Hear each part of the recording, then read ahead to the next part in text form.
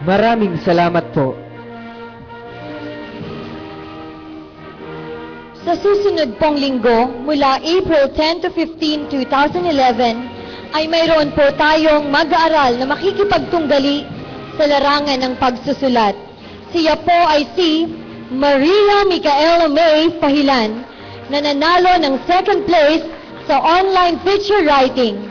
At dahil po dito, siya lang ang kinatawan ng Batangas City Division sa National Schools Press Conference na gaganapin sa Butuan City. Tinatawagan ko po si Ginang Celia L. Atienza upang iabot kay Micaela ang financial assistance. Maraming salamat pong muli.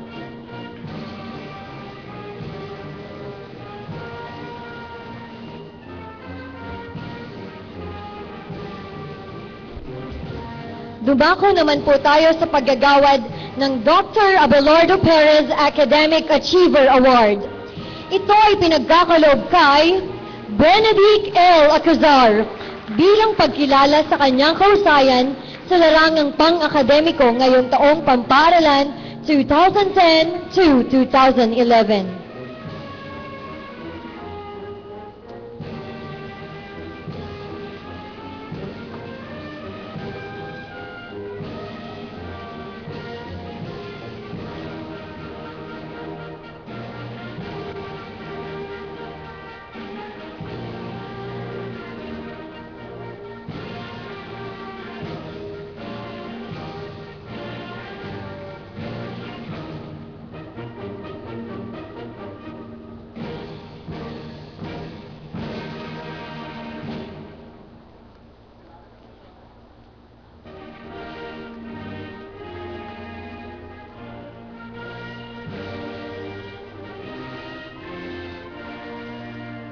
At ang natatangi pong karangalan ay pinagkakaloob sa mag-aaral na nanguna sa pinagsamang pang-akademiko at co-curricular na gawain ng mga magsisipagtapos ngayong gabi.